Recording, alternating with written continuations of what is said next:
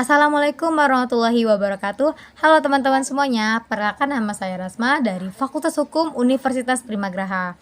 Saya akan menjelaskan dan memaparkan hasil ujian akhir semester mata kuliah Hukum Moneter Internasional yang diampu oleh dosen pembimbing Ibu Heni Rohaini SHMH terkait makalah yang saya buat. Saya akan menjawab atas beberapa pertanyaan terkait analisa saya. Pertanyaan pertama, mengapa saya mengangkat judul tersebut? Judul makalah saya itu Hukum Humaniter Internasional dalam Konflik Lebanon dan Keterlibatan Suriah. Saya pilih judul tersebut karena mencerminkan fokus utama makalah, yaitu penerapan hukum humaniter internasional dalam konteks konflik di Lebanon dan keterlibatan Suriah. Dengan judul tersebut, teman-teman atau pembaca diharapkan dapat langsung memahami topik utama yang akan dibahas dalam makalah, yaitu peran hukum humaniter internasional dalam mengatasi konflik bersenjata dan keterlibatan negara-negara konflik tersebut. Yang kedua, bagaimana urgensinya? Urgensi dari topik yang dibahas dalam makalah ini adalah pentingnya penerapan hukum humaniter internasional dalam mengatasi konflik-konflik bersenjata dan keterlibatan negara-negara dalam peperangan tersebut atau konflik tersebut. Konflik bersenjata dapat menyebabkan kerugian besar bagi masyarakat sipil, termasuk korban jiwa dari dampak peperangan, kerusakan infrastruktur, dan dampak psikologis yang berkepanjangan. Oleh karena itu, penerapan hukum humaniter internasional sangat penting untuk melindungi hak asasi manusia dan mencegah terjadinya pelanggaran hak asasi manusia selama konflik berlangsung. Selain itu, keterlibatan negara-negara dalam konflik dapat memperburuk situasi dan memperpanjang durasi perang. Oleh karena itu, penting untuk memahami peran negara-negara dalam konflik dan bagaimana hukum humaniter internasional dapat diterapkan untuk mengatasi konflik tersebut. Dengan memahami urgensi dari topik ini, diharapkan dapat meningkatkan kesadaran dan pemahaman tentang pentingnya penerapan hukum humaniter internasional dalam mengatasi konflik bersenjata dan keterlibatan negara-negara dalam konflik tersebut. Pertanyaan ketiga, dalam penelitian ini terdapat beberapa cakupan pertanyaan yang menjadi kunci utamanya. Yang pertama yaitu apa peran Suriah dalam konflik di Lebanon? Yang kedua, siapa saja yang terlibat dalam konflik tersebut? Terus yang ketiga, bagaimana peran hukum humaniter internasional? Nah, pemaparan keempat yaitu tujuan dari makalah ini adalah untuk memberikan pemahaman yang lebih mendalam mengenai konflik di Lebanon dan keterlibatan Suriah di konflik tersebut.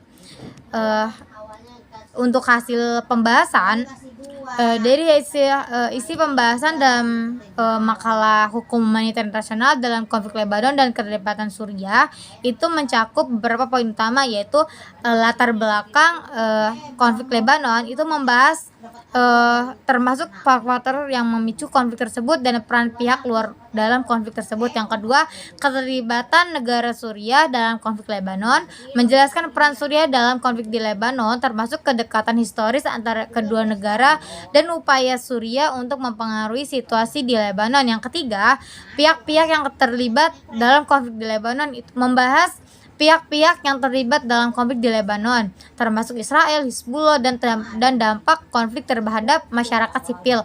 Yang keempat, penerapan hukum humaniter internasional dalam konflik Lebanon, menjelaskan relevansi dan penerapan hukum humaniter internasional dalam konteks bersenjata di Lebanon, termasuk sanksi yang dapat diberlakukan terhadap pelanggaran hukum humaniter internasional. Yang kelima, penyelesaian konflik Lebanon membahas upaya-upaya yang dilakukan untuk menyelesaikan konflik di Lebanon, termasuk perundingan di Taif dan peran PBB dalam menindaklanjuti konflik tersebut.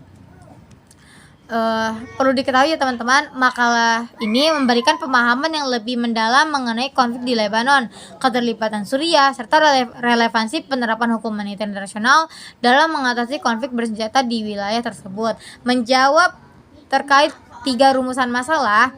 Yang pertama yaitu mengenai Apa peran Surya dalam konteks di Lebanon? Nah, ini bagian dari isi dari makalah saya.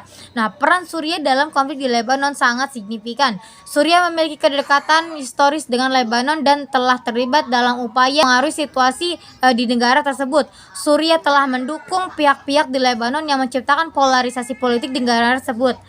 Dukungan Surya terutama terhadap Hizbullah yang menjadi salah satu faksi utama dalam konflik di Lebanon telah memperumit situasi politik di negara tersebut. Selain itu, Surya juga memiliki kepentingan strategis di Lebanon, termasuk memandang Lebanon sebagai bagian tak terpisahkan dari negara Suriah Raya dan sebagai negara penyangga buffer state untuk membatasi serangan-serangan Israel ke Suriah.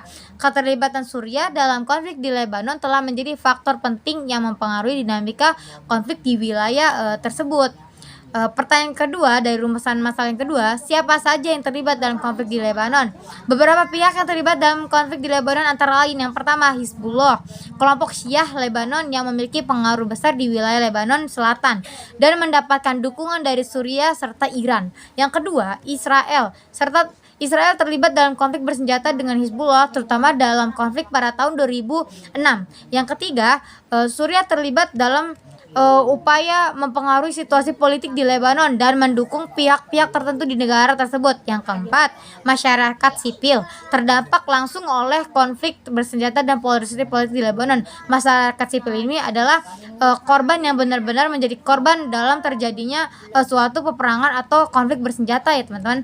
Nah, keterlibatan pihak-pihak tersebut telah mempengaruhi dinamika konflik di Lebanon dan menciptakan kompleksitas dalam penyelesaian konflik di wilayah tersebut. Nah, yang ketiga, rumusan masa yang ketiga, saya akan menjawab bagaimana peran hukum humaniter internasional. Hukum humaniter internasional atau HHI memainkan peran penting dalam konteks bersenjata di Lebanon. Beberapa peran hukum humaniter internasional dalam konflik tersebut. Yang pertama, perlindungan terhadap masyarakat sipil.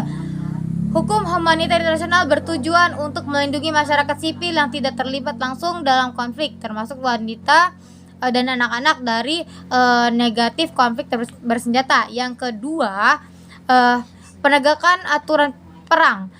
Hukum humaniter internasional menetapkan aturan-aturan yang mengatur perilaku pihak yang terlibat dalam konflik bersenjata atau peperangan, termasuk larangan terhadap serangan yang tidak berproporsional dan perlakuan tidak manusiawi terhadap tawanan perang.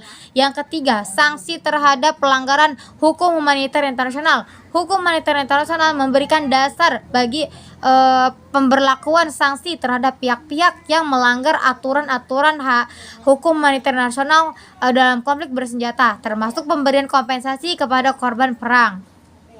Dengan demikian, hukum humaniter internasional memiliki peran penting dalam melindungi masyarakat sipil dan menegakkan aturan-aturan perang dalam konflik bersenjata, termasuk konflik di Lebanon. Nah, mengenai kesimpulan dari makalah saya ini, yaitu dalam makalah ini menyimpulkan bahwa konflik di Lebanon melibatkan beberapa pihak, termasuk keterlibatan Suriah dan Iran yang menambah kompleksitas konflik tersebut gitu.